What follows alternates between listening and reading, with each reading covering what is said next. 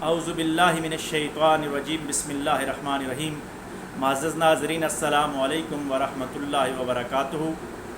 آج ہم ذو الحجہ کے اس عشرہ میں اولاد کی دعا کے لیے خصوصی طور پہ ذکر کرنے کی کوشش کریں گے کہ ابراہیم علیہ السلام نے جب کعبے کی تعمیر شروع کی تو ابراہیم علیہ السلام خود کعبہ کھڑا کر رہے تھے، خود مستری کا کام کر رہے تھے اور ساتھ اسماعیل علیہ السلام مزدور کا کام کر رہے تھے۔ آپ پتھر بنا کے پکڑاتے اور ابراہیم علیہ السلام وہ پتھر لگاتے۔ وہ پتھر لگاتے ہوئے ابراہیم علیہ السلام جو جد الانبیاء ہیں، انہوں نے اللہ تبارک و تعالیٰ کی بارگاہ میں دعا کی تھی کہ الہ العالمین میری آنے والی نسلوں میں سے ایک ایسا نبی اور ایک ایسا پیغمبر بھیج جو انسانیت کو تیری آیات بینات کی تلاوت کر کے سنائے، تیرا صحیفہ انقلاب انسانیت کو پڑھائے اور ان کا تزکیہ نفس کر کے ان کو پاک کر دے۔ اور ابراہیم علیہ السلام کی وہ دعا اللہ تبارک و تعالیٰ نے منظور اور مقبول فرمائی کہ آل ابراہیم میں سے اور آل اسماعیل میں سے اللہ تبارک و تعالیٰ نے اپنے محبوب جناب محمد مصطفیٰ صلی اللہ علیہ وآلہ وسلم کو پیدا فرمایا، جنہوں نے صحیفہ انقلاب، وہ الہامی کتاب قرآن مجید کو اس طرز کے ساتھ انسانیت تک پہنچایا کہ رہتی دنیا تک انسان کے لیے اگر کوئی خیر کا راستہ ہے، مسلم ہو یا غیر مسلم ہو، وہ خیر اگر حاصل کرنا چاہتا ہے، وہ مادی خیر ہو، وہ روحانی خیر ہو، وہ معاشی خیر ہو، وہ معاشرتی خیر ہو، تو وہ خیر کے اصول کے لیے اس کو قرآن مجید کا مطالعہ کرنا ہوگا، قرآن مجید کو سمجھنا ہوگا۔ اور قرآن مجید حضور علیہ السلام نے ایسی انسانیت تک پہنچایا کہ یہ صحیفہ انقلاب شرق سے غرب تک ہر انسان کی دسترس تک پہنچ گیا۔ گویا ابراہیم علیہ السلام کی وہ دعا منظور اور مقبول ہو گئی کہ وہ آیات بینات کی تلاوت کر کے انسانیت کو تطہیر کے اعلیٰ رتبے تک حضور علیہ السلام نے پہنچا دیا۔ اب صوفیاء اکرام نے یہاں سے ایک نقطے کی بات نکالی۔ صالحین یہ فرماتے ہیں کہ اگر کوئی انسان چاہتا ہے کہ اس کی اولاد نیک اور صالح ہو جائے تو یہ ذو الحجہ کے 10 ایام میں، کیونکہ ان ایام میں جو اولاد نے قربانیاں دی ہیں وہ تاریخ میں رقم کی جائیں گی کہ وہ بیٹا، وہ اسماعیل علیہ السلام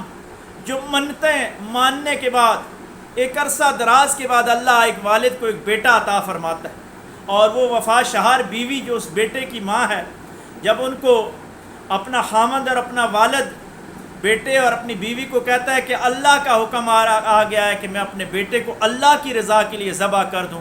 تو وہ اللہ کی رضا میں سر نگوں ہو جاتے ہیں۔ وہ کہتے ہیں کہ اگر اللہ کا حکم ہے تو ہم دونوں اس کام کے لیے تیار ہیں۔ شیطان جسمانی طور پہ آتا ہے، سامنے آ کے حملہ کرتا ہے کہ یہ تیرے بیٹے کو ذبح کرے گا۔ اسماعیل علیہ السلام کو شیطان یہ وسوسہ ڈالنے کی کوشش کرتا ہے کہ تو کس راستے پہ جا رہا ہے، کیوں ذبح ہونے جا رہا ہے، لیکن دونوں کہ پایا استقامت میں کوئی لغزش نہیں ہوئی، وہ اپنی استقامت پہ ڈٹے رہے اور وہ اس چیز کے مصداق ٹھہرے جن کے بارے میں قرآن مجید فرماتا ہے کہ جن لوگوں نے کہا کہ ہمارا رب اللہ ہے اور اس پہ ڈٹ گئے، یقیناً یہ اللہ کی توحید اور اللہ کی محبت میں ڈٹ جانے والے لوگ تھے۔ ابراہیم علیہ السلام کو جو اللہ نے بیوی عطا فرمائی اور جو اولاد عطا فرمائی، میں سمجھتا ہوں اور صوفیاء کا یہ شیوہ ہے کہ ان ذو الحجہ کے 10 دنوں میں اگر کوئی انسان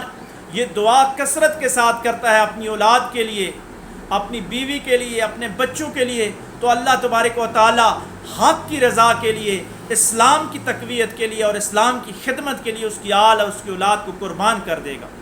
وہ مشہور دعا جو حدیث میں آتی ہے کہ ربنا حب لنا من ازواجنا وذریاتنا وقرۃ اعین واجعلنا للمتقین اماما، یہ والی دعا اس عشرے میں زیادہ پڑھنی چاہیے۔ اور حضرت ابراہیم علیہ السلام اور حضرت اسماعیل علیہ السلام اور حضرت ہاجرہ سلام اللہ علیہا کا وسیلہ دے کے اللہ کی بارگاہ میں اپنی اولاد کے نیک ہونے کی دعائیں مانگی جائیں، اپنے اہل و عیال کے نیک ہونے کی دعائیں مانگی جائیں کہ جس طرح ابراہیم اور آل ابراہیم نے اللہ کی بارگاہ میں قربانی دی، اس طرح کی قربانی ہماری نسلوں کو بھی نصیب ہو جائے، ہم بھی اللہ کی رضا میں اپنا وقت، اپنی جان، اپنی مال اور اپنی پسندیدہ چیزوں کو قربان کرنے کے قابل ہو جائیں۔ اللہ میں حضور علیہ السلام کی شریعت مطہرہ پہ